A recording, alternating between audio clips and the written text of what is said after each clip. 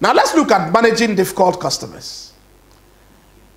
Difficult customers are sometimes made by the service entity or are sometimes difficult because they come with a certain nefarious intent to cause problems for the service entity.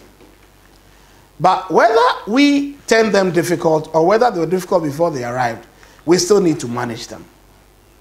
And difficult customers are customers who are always demanding more services, are never satisfied with the performance of the service firm, and they generally make the service process very, very frustrating. Now, extremely difficult customers can take up a large amount of staff time and resources. And difficult customers, unfortunately today, because of social media and other technological platforms, they have a global forum to badmouth service providers who fail to perform. So let's look at types of difficult customers. The first category I want to share with you are angry customers. Customers who feel that they have been wronged and are upset and are emotional about it, totally mad. Then we have non-angry customers. They include fussy people, those who know it all, egocentrics, fault finders, constant complainers.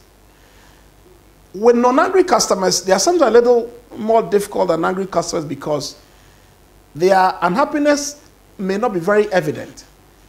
And as they keep finding faults and making all sorts of comments and being too known, if we don't handle them well, they can go and badmouth us because they feel we do not take into account their expectations or their concerns, and therefore we are the ones who don't want to care well for them.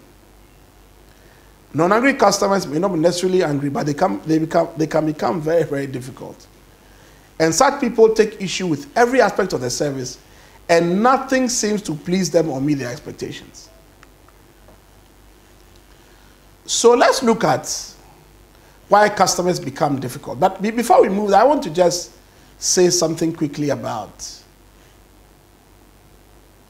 letting the customers know you truly appreciate that business. Even though I've spoken to it already, I want to say that for me, this is one of the commonest reasons why people fall out of love or want to stop a relationship with a service provider, because customers have choices and they can easily choose competitor products over you. So I think that we should never underestimate the power of thanking customers for their business. Because if you fail to say thank you long enough, customers can decide that, okay, to the extent that they have so many other people pursuing them every day to show them love, show them affection, people explaining that they can perform the service better than you who are currently serving them, eventually they can become difficult and eventually they can walk. So this issue of saying thank you can be one reason why customers become difficult. Other reasons include rudeness to the customer, absence of listening, they don't listen to them, expectations not being met, or stress and inconvenience that comes with patronizing the service. Look, I think service consumption should be hassle-free. So if increasingly I find that I'm encountering stress anytime I interface you as a bank, a hospital, a church, an insurance company, an airline, a travel and tour agency, a clothing manufacturer, a high-end shoe retailer. Look, I can only encounter the stress for so long. Nowadays, the normal work we do gives us enough stress without adding on stress on people who don't want to treat us well. People can become difficult if you give them stress. So be mindful of stress and inconvenience. So how do we manage extremely difficult customers? Now, let me say that as I take you through these steps, I want to admonish you that I am not advocating a one-size-fits-all approach. No. I mean, because different situations demand different responses. But generally speaking, these are some steps you can take to manage extremely difficult customers. One, show the customer some respect. Usually people are difficult because they think you don't respect them. Or they think that in the scheme of things, you think you know more than them. You have become condescending. You are patronizing them. And therefore they feel like they can't take it anymore. Please. Usually one rule of thumb, if we want to start showing love or turning customers around from being very difficult, for being amenable, nice, amiable, friendly, show them respect. Two, show them empathy. Now, empathy is the most hackneyed phrase, the most overused word when it comes to customer experience, customer service training the world over. It's not possible to have any sort of customer service training intervention without the use of the word empathy. Empathy is treating others like you'd want to be treated. Empathy means putting yourself in that customer's shoes. So here's my problem. If empathy is such a commonly used word, and empathy is such a word that should be known to everybody working in any service sector, how come we have such low empathy in the multiplicity of public sector institutions on the continent of Africa? How come we have such low empathy in hospitals, in banks, insurance companies? How come we have such low empathy from small and medium-sized enterprises who are selling food by the roadside? The paradox of empathy is that even though it's such a common word, we could all use a little more of it in the way we deliver service. One way of managing extremely difficult customers is to show them empathy. 3, be consistent. 4, promote positive relationships.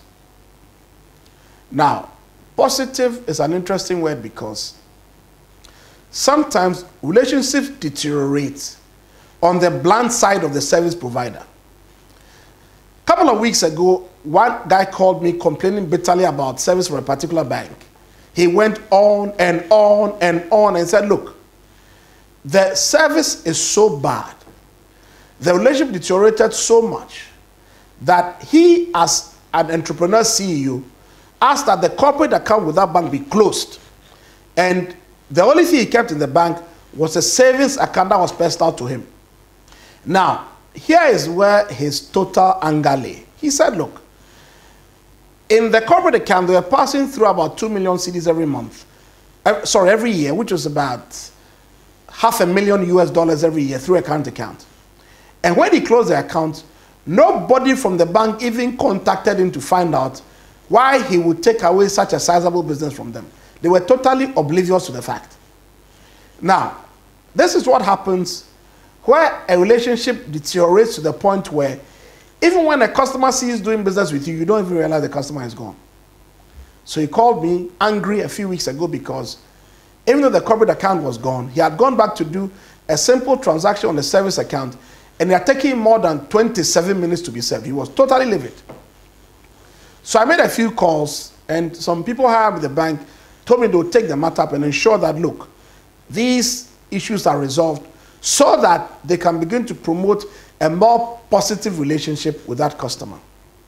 So 4, promote positive relationships. 5, allow customers to air their grievances.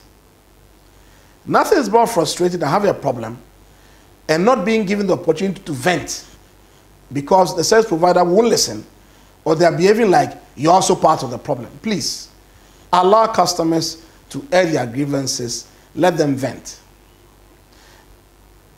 Next principle in managing difficult customers, avoid getting trapped in negative filters. Sometimes service providers, because of their own prejudices, come into a service situation with a mindset that, oh, this guy is a difficult customer. Look, some people say, well, we even heard he was at this other branch of our bank and he gave them so much stress. So if he's come here, he's also brought his problems along with him. Please, please, please, please, please, please. Keep your personal prejudices to yourself as a service provider. Don't create negative filters where you look at customers as if they are the problem. and they are the ones worrying you. Don't do that. Say sorry where it's necessary. And then in resolving customer issues, try to mutually agree on a solution that is beneficial to both the service provider and the customer. And then always do follow-up. Always do follow-up. Always do follow-up. I have alluded in other sessions to the issue of low contact and high contact services. And I want to now move on to customers who are so difficult, it's almost impossible to do anything with them. Difficult customers could be characterized as thieves, as cheats, as belligerents, as rule breakers, as vandals, family feuders, or deadbeats. Thieves come with an overt mentality to steal from you. Cheats, on the other hand, come, and even though they don't want to steal from you, they want to pay less than they actually need to pay, or they come up with all sorts of reasons to argue with you about a certain bill you've given to them. Belligerents are just difficult people who come into your service factory, become abusive. Some go as far as slapping your service providers, and they need to be managed very, very carefully. Otherwise, the trouble they cause can be cascaded to other customers, and then the impression will be given of you rather as being a poor service provider. Rule breakers don't follow rules. They come and they try and break rules. Vandals come and they want to destroy things within your service factory. Family feuders come as a family, and then right on the shop floor, they start fighting sister to brother, cousin to cousin, and they create such a service fuss that they create other problems for other customers who are coming to patronize your service. Deadbeats. They are the ones who come into your hotel, and instead of having 2 shots of a particularly expensive alcohol, they rather order a full bottle. And then when they finish drinking, they are so drunk, they can't pay. And because they are drunk, you also can't ask them for the money. It's a very interesting situation where they have consumed more than they can afford to pay, and then they're in a situation where they can't pay you back. So deadbeats should be carefully managed. I know several service institutions where they actually ask for an advance payment, or they have you pay intermittently as you go along and consume the service. One small note, though, about deadbeats, and especially in relation to the hotel example I gave. There are some customers who genuinely left their debit or credit card at home, or who genuinely they don't bring their wallet along. These customers may have been your customers for the last 8 or 12 years. In those circumstances, some allowance can be made to ensure that they pay you later, or somebody in the service institution can stand in for them and they can be reimbursed later. It's part of going the extra mile to ensure that you keep your loyal customers. In spite of all the admonition I've given about managing difficult customers, mutually agreeing on solutions, being realistic and honest in dealing with customers, issues of allowing customers to air their grievances so that they can express their feelings and have their problems solved, issues of promoting positive relationships, maintaining solid eye contact with customers, shaking their hands to promote these customer relationships, issues of providing consistency, following through and honoring all promises, meeting deadlines, taking responsibilities for everything happening in the service delivery space, issues of showing empathy, calming customers down, interacting with them in a positive way, issues of showing customers respect, being courteous to them, calming them down, developing a mindset that dictates that no matter what the circumstances, the peace and the contentment of the customer will never be compromised. In spite of all these admonitions I've given about managing extremely difficult customers, unfortunately, sometimes service failures do occur.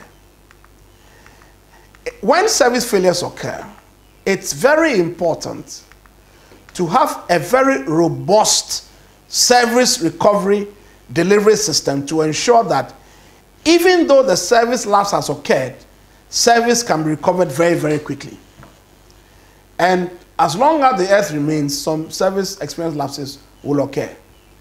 What the service entity needs to do is to take positive steps to undo the damage done and restore the customer's trust in the organization. So what do you do to recover when service lapses occur? Well, first of all, when service lapses occur, customers can do a couple of things. They can be nervous, they can be harsh, they can insult you, some can assault you, they can be rude, they can be violent, and generally speaking, they can be dissatisfied. Now, like I alluded to earlier, for every complaint received, the average company has 26 unhappy customers that don't complain. So unhappy customers who don't complain are the ones who really hurt us. So a complaint is really a gift. And when you get it, you have to treasure it and use it to improve the customer experience. Now, when you are dealing with dissatisfied customers, remind yourself that, one, it is my job. I am going to do it professionally in resolving same. If it were not for these customers, I would not have a job.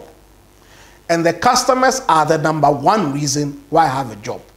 So when customers are dissatisfied, we don't have any business taking an attitude and trying to battle them word for word or trying to match wits with them. It's unnecessary. So I want to discuss with you 6 golden rules for handling dissatisfied customers. And these rules can be captured in the acronym or the abbreviation or the short form diffuse. D-E-F-U-C-E. Diffuse. And diffuse in the normal meaning of the word means that to take pressure out of. So I'm going to try to explain to you how to keep calm and diffuse the tension when customers become dissatisfied. Remember, you're also a customer.